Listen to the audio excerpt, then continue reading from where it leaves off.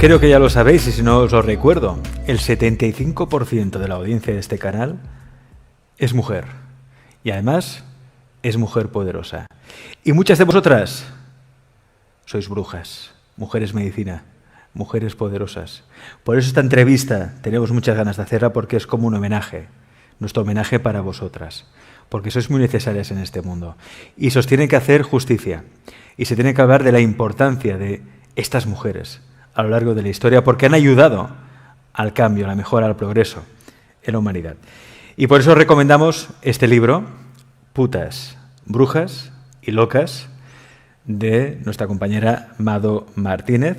Mado es escritora, periodista, autora de una novela que yo recomiendo, que es El misterio de Nicole Delacroix, La maldición, y que además colabora con un programa que es uno de mis programas preferidos, sobre todo desde que lo presentaba el Dan Juan Antonio Cebrián, es todo un clásico. Estamos hablando de La Rosa de los Vientos, de Onda Cero, y también colaboradora de revistas como Muy Interesante y Clio Historia. Mado, bienvenida. Hola, ¿qué tal? Muy bien. Y contigo mejor. Tu programa con toda tu audiencia poderosa femenina. Sí, y me encanta. Yo cuando veo la estadística digo, oye, eso quiere decir que mi audiencia es inteligente. Pues yo lo digo, ¿eh? Y no me corto, ¿eh? Las mujeres son más inteligentes que los hombres, lo voy a decir, y es así. A quien no le guste, porque se aguante. Putas, brujas y locas. Claro, en este libro haces un recorrido a mujeres, ¿no? Como por ejemplo las prostitutas del burdel de Valencia, la encantadora de lobos de Ana María la Lobera, la monja alférez Catalina de Arauso, la conquistadora de Chile Inés Suárez. Parece que la historia ha tenido como una obsesión, ¿no? Por tapar a las mujeres importantes, a las mujeres poderosas. Mado, al menos es la impresión que tengo. Sí, bueno, no es una impresión, es algo totalmente demostrable y factible. Lo podemos casi tocar con los dedos porque hoy en día aquí se habla de mucho de si hay machismo o no hay machismo. Lo que había en la Edad Moderna, en la Edad Media, Edad Moderna, tiempos pretéritos de los que estamos hablando, es misoginia, y la misoginia es un odio casi desmedido hacia la mujer. En aquellos tiempos era prácticamente una esclava, porque no hay otra manera de definir a una persona que depende del tutelaje de un esposo o de un marido. Tiene el tutelaje y la obediencia, y no podía hacer nada si no era con el permiso del padre y el marido. Tenía que casarse con quien su padre dijera y hacer lo que el marido le dijera, nombrar a sus hijos como buen útero andante, y si lo hacía bien dentro de los cánones establecidos por el canon androcentrista del hombre blanco heterosexual cristiano, era una santa, y si se salía de ella aunque fuera 1 milímetro, era tachada de puta, bruja, loca, y lo mínimo que te podía pasar era acabar sentada del santo oficio y quemada en una hoguera.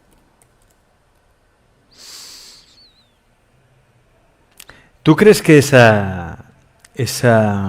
machismo, esa misoginia, lo hemos superado? Lo hemos superado muchísimo y hemos, yo creo que, llegado a techos realmente impresionantes. Todavía quedan aristas que pulir, por otro lado lógicas, porque ese sesgo cultural es muy difícil de superar, porque a las fuerzas ni los zapatos entran, ¿no? Pero tiene una explicación, porque realmente lo que encontramos en el pasado, en la Edad Media, en la Edad Moderna. Me gusta centrarme mucho en la Edad Moderna, siglo XVI, porque aunque pensemos que la persecución de las brujas, el invento inquisitorial, es algo de la Edad Media, fue en la Edad Moderna cuando realmente las persiguieron con más ferocidad, ¿no? Y cuando hubo más juicios a brujas. Bueno, todo eso viene de una tradición que llamamos las tradiciones del libro, de la tradición judio-cristiana y de las religiones abrahámicas, de la religión musulmana, de la religión cristiana y de la religión islámica, que son religiones basadas en un dios alfa, el alfa god, el dios mono, que somete y subyuga jerárquicamente a sus adoradores, y es un dios masculino, ¿no? Y por lo tanto es celoso, posesivo, violento, y explica gran parte de la historia de la violencia y la opresión que estas religiones nos han traído, bueno, empezando por las guerras santas, ¿no? Y acabando por los movimientos fundamentalistas actuales, y explica también en gran medida qué lugar ha ocupado la mujer en esa tradición que ha durado siglos y que ha estado en la mitad del planeta operando y todavía tiene sus semillas por ahí plantadas y todavía cuesta mucho superar, ¿no? Pero gracias a Dios yo creo que vamos por el buen camino y en ese camino nos han acompañado también, por supuesto, nuestros hermanos los hombres, que sin ellos no lo habríamos logrado. ¿Cuál crees tú que es la mayor injusticia de la divulgación histórica que ha habido al olvidar una gran figura de una gran mujer a lo largo de la historia? ¿Cuál ha sido la gran olvidada o las grandes olvidadas?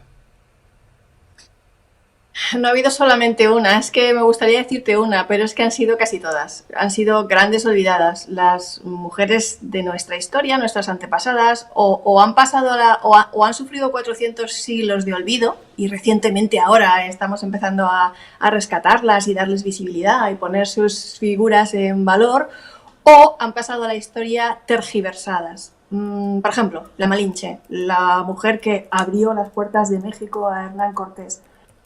Siempre se ha dicho de la Malinche que, bueno, que esta indígena era una traidora, traicionó a su pueblo y se hizo amante de Cortés y fue ella la culpable y la que le abrió las puertas de México a Cortés. Octavio Paz, Nobel de Literatura, le dedica unas palabras durísimas, ¿no? Empezando por ahí. Y la Malinche no traicionó a nadie, es que creo que se han tergiversado las historias y hay que ponerlas en contexto. Y es un sesgo cultural y de género que nadie se asoma a escarbar ahí lo que hay, pero la Malinche era una persona que ya había ido pasando de mano en mano entre los de su pueblo. Su padre, el cacique, le había dado a otro cacique como regalo, como parte de pago de un tributo.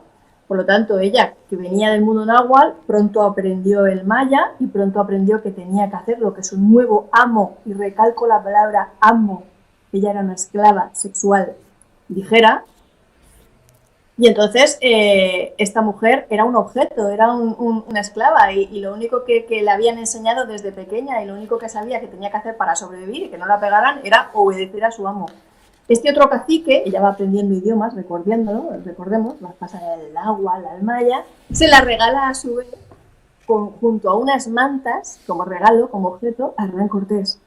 Es decir, sigue siendo un objeto y le dan a un nuevo amo. Aprende el español y Hernán Cortés aprovecha todas esas lenguas que ya sabe, el náhuatl, el mexica, y todas esas rencillas que ya había entre los pueblos indígenas de aquella área geográfica para usarla como intérprete a nivel diplomático y ir abriéndose él las puertas de México, que seguramente sin esas dotes de intérprete que ya tenía, lo habría hecho igual, pero hubiera sido más costoso, con mucho más esfuerzo y mucha más guerra y derramamiento de sangre. Y por supuesto la metió en su cama, como a muchas indígenas más, se especula con que tenía más de 100 hijos.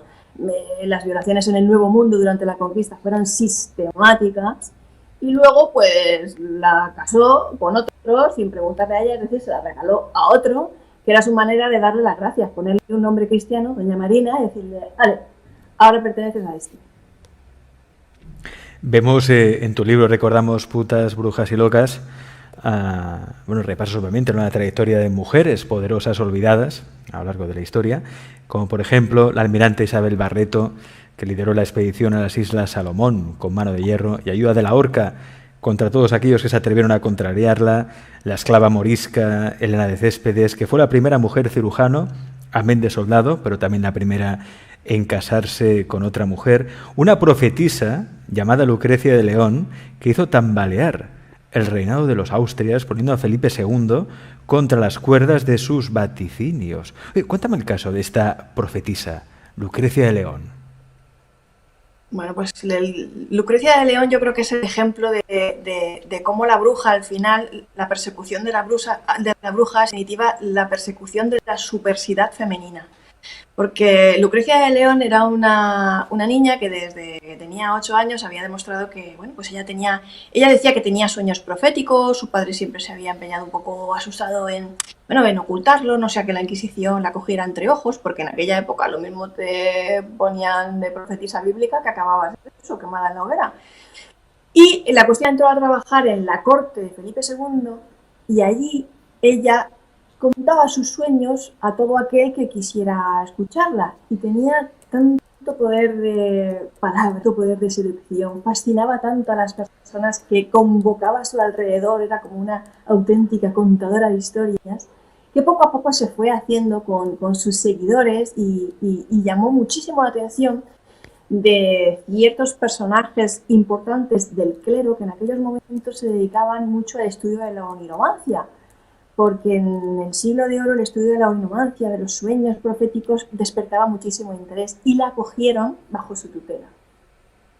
¿Qué pasa? Que estos miembros del clero casualmente también eran contrarios al gobierno de Felipe II y que aprovecharon todos los sueños proféticos de Lucrecia, que normalmente tenían que ver con el mal gobierno de Felipe II y que solo vaticinaba desgracias para este monarca y decía que su reinado iba a ser el último y el fin del reinado de los Austrias y que después de eso iba a venir una época apocalíptica, una guerra final, ellos se iban a esconder en las cuevas de Sopeña, que eran como una especie de búnkeres, tras lo cual volverían a gobernar en una era dorada, mesiánica, llena de luz, ¿no?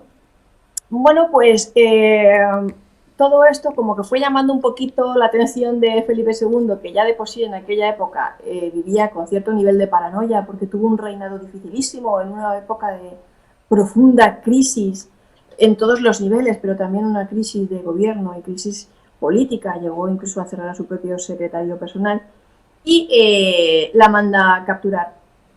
Como ella tenía valedores en el clero, la primera vez sale de rositas, es decir, la sacan con la excusa de que sus valedores dicen que bueno, es que hay que seguir estudiando todos estos sueños, hay que seguir recopilándolos. De hecho, gracias a ello tenemos, yo creo que el mejor estudio de una profetisa en nuestro país de la época de la Edad Moderna. Pero, llegó el día en el que ella tuvo un acierto muy importante y muy significativo, casualmente, en relación al gobierno de Felipe II. Y es que acertó cuando vaticinó la derrota de la Armada Invencible. Entonces, claro, ahí es cuando su fama empieza a cobrar auténticos niveles de superstar, de superestrella, y Felipe II la manda a arrestar nuevamente no solo a ella, sino a todos sus seguidores y valedores, que además, por aquella época se había conseguido congregar ya con una secta súper importante, la gente la apoyaba con sus cuotas casi, digamos, para pagar este tipo de secta, porque estaba muy organizada con esas cuevas de Sopeña, ese búnker donde se iban a resguardar. Y primero tratan de que se confiese culpable por las buenas, ¿no? De que se confiese diabólica, satánica y de que tiene tratos con el diablo y solamente estos tratos son los que le han hecho decir todas estas cosas contra el gobierno de Felipe II. Pero al final, cuando ven que ella no da su brazo a torcer, empiezan a meterle mano dura y a tratarla de forma muy severa, contradictoriamente al poder que ejercía incluso en sus propios inquisidores, porque era tan bella, tan subversiva y tenía esa forma tan espectacular de comunicarse que hasta los inquisidores iban a visitarla por las noches y le propinaban piropos en plan de la época: señora, está guapa, que podría preñaros. Y tenemos actas inquisitoriales que recogen conversaciones que ella tenía con su compañera de celda, en plan reunión de tupper sex, que podría pasar en la actualidad, hablando sobre consoladores sexuales, dildos, y qué tipo le gustaba más a ellas, y unos de madera con goznes de terciopelo no sé dónde y tal, que eso en la época era absolutamente subversivo y escandaloso. Estaban totalmente prohibido el uso de consoladores y que pudieran además usarse entre dos mujeres, porque eso implicaba sodomía, que estaba severamente castigada. Y además ella predicaba el amor libre, no creía en el matrimonio por la iglesia. Ella se había casado con su amante Diego de Vítores en una ceremonia privada, en plan yo te quiero, tú me quieres y no hay nada más que hablar, ¿no? Y entonces todo eso estaba sumamente penado, era un carácter muy subversivo para la época, tremendamente subversivo, y obviamente lo castigaron. Es decir, en aquella época ya había satisfiers, o cosas parecidas a satisfiers. Lo que pasa es que, claro, no se habla de eso. Reuniones de tupper sex, ahí, en la Edad Media. Y fíjate, algo importante también. Claro, el papel de la bruja, ¿no? Porque la mujer es muy mala la mujer. Hombre, fíjate, Eva, pecado original por culpa de ella. Que Adán mordió la manzana y nos expulsaron del paraíso y tenemos la inmortalidad y somos mortales. La mujer es pérfida. Y fijaos un poco lo que aquí se quiere ocultar. Últimamente hay cada vez más estudios históricos que demuestran la importancia de María Magdalena en relación pues, con la expansión de lo que sería la palabra de Jesús, ¿no? Incluso dicen que María Magdalena podía haber sido mecenas de Jesús. Hay estudios que hablan de ello.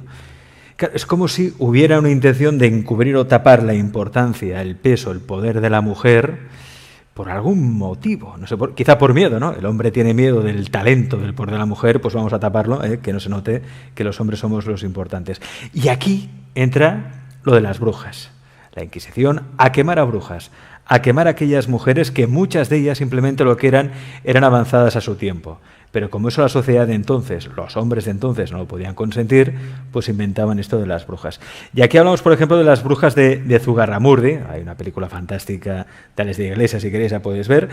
Pero aparte de esto, las brujas de Zugarramurdi existieron. Y eran realmente tan malignas como nos plantea la historia. ¿Quiénes eran las brujas de Zugarramurdi, Mado? Yo creo que aquí tenemos que empezar un poquito a hablar de la invención bruja y de la obsesión que en aquellos momentos tenían ciertos inquisidores como del Ancre por perseguir bueno, pues eso, a lo que ellos consideraban que eran encarnaciones del mal y del diablo, mujeres que vivían en contacto con la naturaleza o que exhibían ciertas prácticas para ellos paganas, como pueda ser cantar un sábado juntas al corro, hacerse unas florecillas, o hacerse una infusión, o tratarse una dolencia con una infusión. Tendríamos que hablar también de la mala prensa que tenían las mujeres del entorno rural, y si eran ciegas todavía más, y si eran solteras todavía más, y si tenían más de 40 años todavía más, y si eran viudas todavía más, y si osaban exhibir cierta independencia todavía más. Yo creo que ellas fueron víctimas de todo ese prejuicio, de todo ese odio, de toda esa misoginia.